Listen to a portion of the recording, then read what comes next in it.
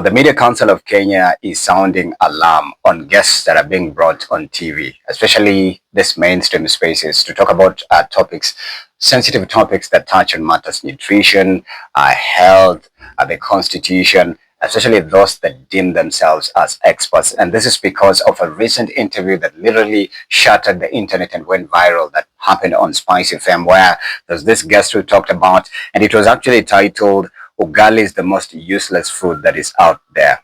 That was actually the caption of that interview. And this expert was giving insight on, I believe that conversation should have steered towards the types of processed foods that people eat or consume that literally don't have any nutritional value to their health or to their well-being.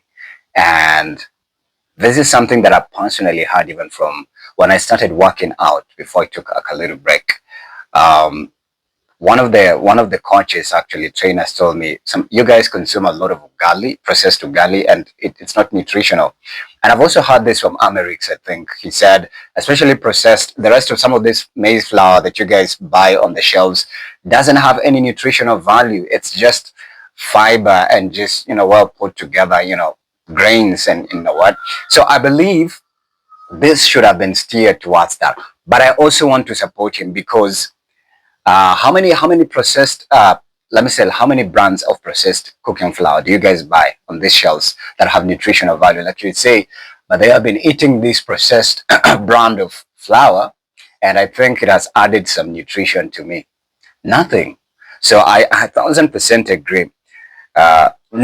Not like it being generalized that ugali at large. Ugali is, I'm Luya, I'm Luo, I'm Kisi, I'm a representation of all tribes, bruh. And ugali is our staple food.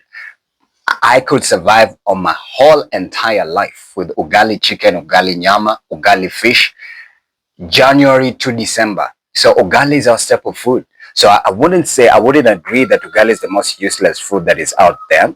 No. Now, the Media Council of Kenya wants mandatory verification of nutrition and dietetics experts. The Media Council, yes, so it has received a formal advisory from the Kenya Nutritionists and Dietitians Institute, KNDI, regarding the engagement of unregistered individuals purporting to be experts in nutrition and dietetics. Okay, as a specific point of concern, KNDI has formally condemned and is on the information recently aired on Spice FM Standard Group titled Ugali is the most useless food that is out there, which was authored by a purported nutrition expert named Issa Habib. I mean, this is also another way of gatekeeping because we are heading to elections, and of course, the government now has a hold on the Media Council of Kenya. They want to regulate everything that's broadcasted on live airwaves that could potentially either turn up or turn down the volume of their ambition, especially the goals. But also deeming ugali to be the most useless thing is dangerous, because Usher Speed was just in the country the other day, and I remember him praising ugali nyama choma, saying it's the best combo. So titling it that way was quite a little bit of a low blow. It was an L. That was an L chart. That was an L. That was an L. So they're using investigation into this specific case has already been commenced under the provisions of Caption 253B. The institute, which is mandated by Parliament to set standards and ensure quality on all matters of nutrition and dietetics, has noted that several media enterprises are engaging experts to the public without consulting KNDI regarding professional qualifications of such persons. Oh my gosh. Oh my days. Oh my days. So please be advised that engagements with non-registered persons violate Sections 33 and 36B of the Nutritionists and Dietitians Act and may lead to unnecessary litigation against both the purported expert and the media enterprise. Media enterprises are now encouraged to use official channels to verify the status and potential guests to ensure compliance with these professional standards. Boom. That's just jamming and also gatekeeping. Media ownership in this country is highly regulated and just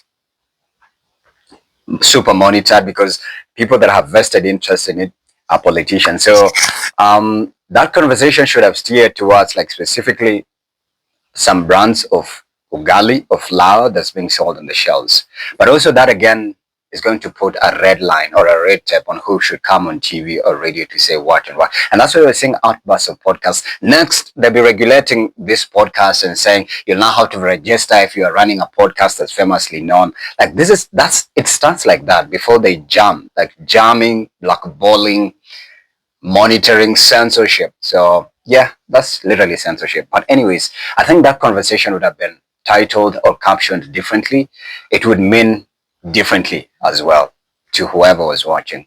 What do you make of this?